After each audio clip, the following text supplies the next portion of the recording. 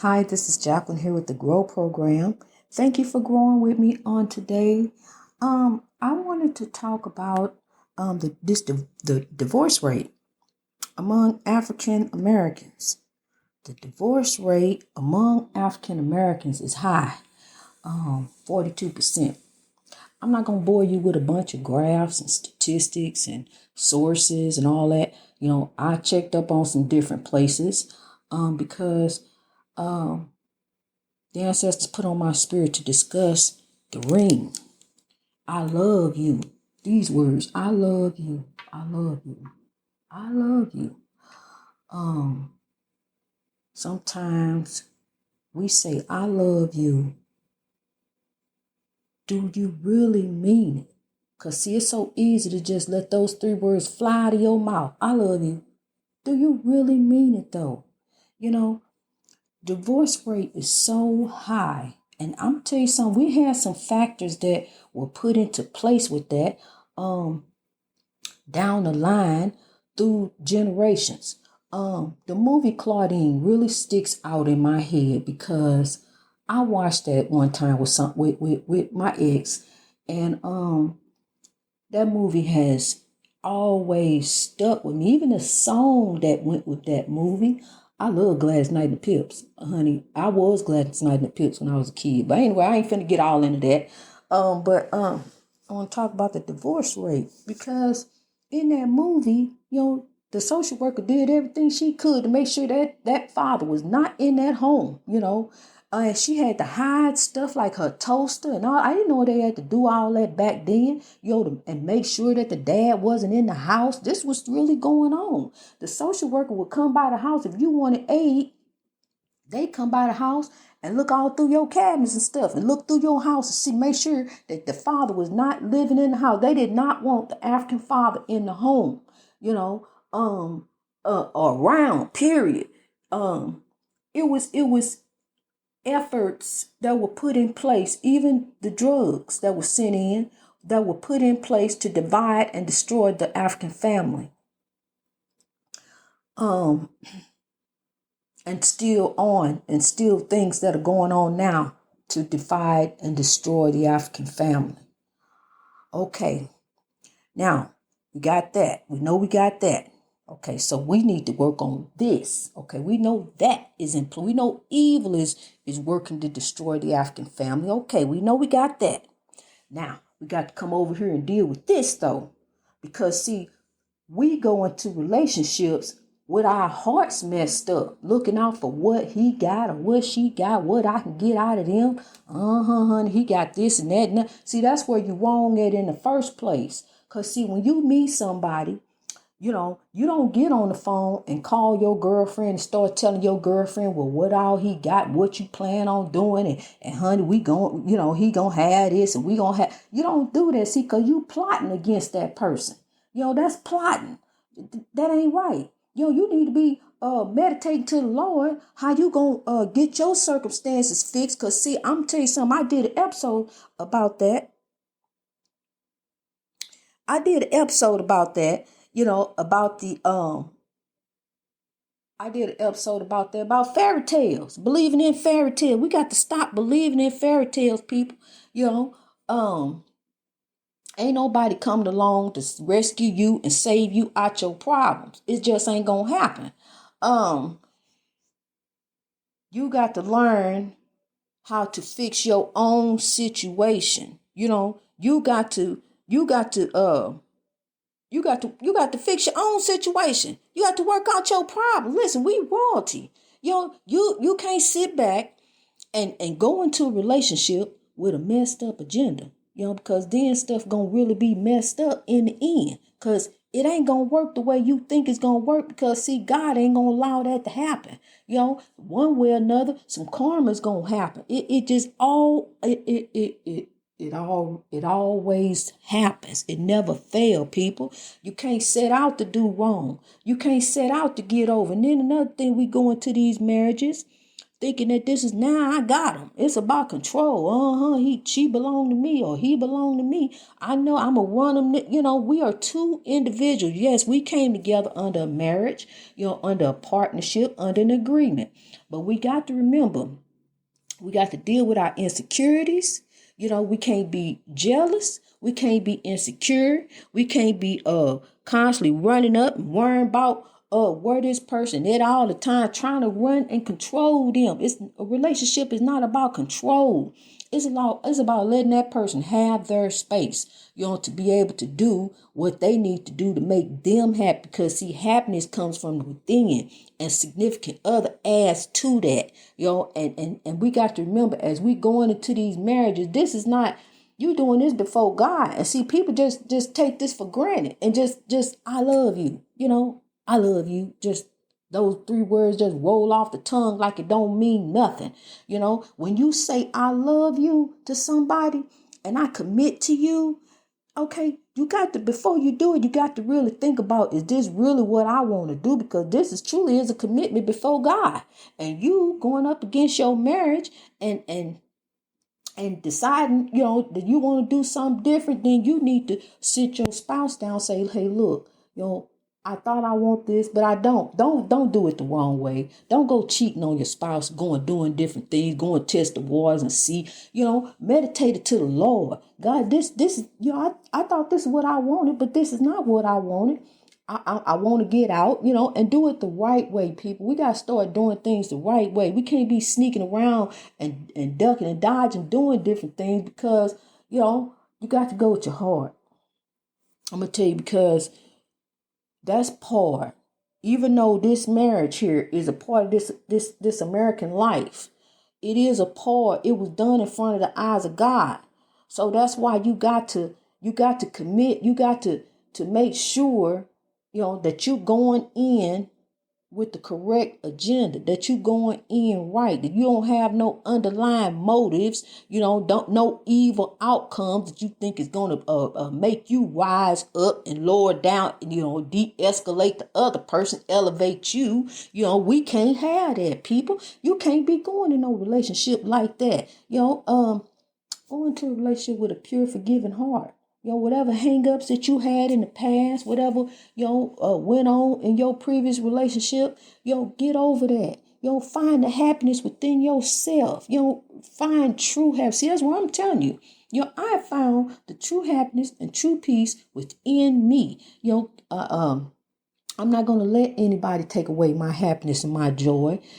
I'm not going to even allow myself to be a part of any chaos, negativity, and drama, because I have to keep my eyes focused on the Lord. Now, at the same time, I got to keep growing. I do what's in front of me. I just keep growing, and I let the Lord manifest and work different things out. And they are. I'm going to tell you something you wouldn't believe.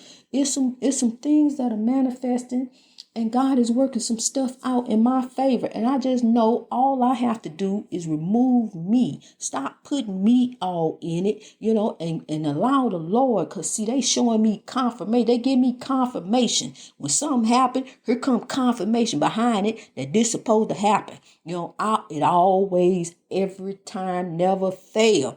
I get confirmation, so I know that what I'm doing in my life. And that's how I'm telling you, this is spirituality. This is spirituality, walking a spiritual walk with God, being who you are. You can listen to your music. You can do what you want to do. You are not bound under religious law. I love music. Sometimes I relate a song to an episode. I want to give all homage to our ancestors, to our brothers and sisters, the kings and queens, the legends, who have given us such beautiful music and who continue to do so. But we need to quit listening to the derogatory music, the music that tears down our African brothers and sisters, because we not bees. I'm not a bee. That's one thing I am not. I'm a queen. And I don't appreciate being called that or referenced to that in a song, even by the women. I don't appreciate that, because that's not what I am. So And that's not what you are. We are royalty. We're kings and queens. We don't even talk about ourselves like that. We that's not how royalty act. They carry themselves as royalty. You don't act like no rebel, like no scoundrel in the street, like you ain't got no sense. You conduct yourself with royalty. And I'm tell you, you got to act it, you got to think it, you got to walk it, and you got to look it. You may not have a dime in your pocket, but it don't mean you got to look like it. You walk in royalty every day. You dress as your Sunday best. Be your Sunday best, because you are one of God's own, created in his image. And I love you. Those are not just words that just roll off my tongue. I didn't sit up and just think about no podcast, just get on here to tell people I love them. I wanna lift you up. I want to lift you out of oppression. I want you to know that you are truly appreciated. I want you to know that you have a God-given purpose. It's a reason that you are here on this earth. I want you to know that you are part of a positive African movement, to bring Africans around the world out of oppression. You are part of this, and we are growing. We are growing. I'm telling you, every day, we are growing so that we almost at the point where at the podcast where I'm hosted, they about to, I can't get any more. I'm too away from the end of the achievements. And the podcast only been 3 months old. So that lets you know how we growing. It's doing beautifully. It's being blessed by God. For those of you who've been growing with me from the beginning, God bless you. I truly, truly thank you. And for those of you who have come on board, God bless you. And I truly, truly thank you. This is positive. This is not negative. Matter of fact, it's so positive that you are welcome to include your children. Let your children listen. If there's any time episode that there will be some explicit information that children can't listen to, I will always mark that. But you can let your children listen to it, let your mother listen to it, let your sister listen to it, and then that'd be something positive that you can talk about, that you can discuss, ways how we can help one another overcome this oppression. Ways how we can have positive dialect with one another, instead of shouting and yelling and screaming and cussing. Let's remove the offensive language out of our vocabulary, the curse words. Let's remove that. Matter of fact, and stop calling yourself black. You are not black. Black is a color. You are African, and they're not white. They're Caucasian. We need to refer to people as who they are, because see, when you start calling somebody white, they start thinking they supreme. That's Caucasian. And I'm going to refer to what they are and what we are. Is we are not colors. Black and white are colors, and we are not the definition of black, and they are not the definition of white. So because that's not what we are, people. We got to begin to think better. We do. We got to begin to think better. I'm drawn back to the house a lot. I think about that house a lot. And the time that my daughter and I went back in there, here recently, she was not afraid. And of course I'm not afraid, because God don't give us that. He give us a sense of power. I don't want you to be afraid of nothing. I don't want you to be afraid you ain't going to get that promotion. I want you to live in it. You're going to get that promotion. And if that's not the promotion that you get, God got something better for you. He got something truly better for you. Even way better than what you even thought. You thought that was a good promotion, honey. That ain't nothing compared to what God got for you. God got something great for you. Got something wonderful for you.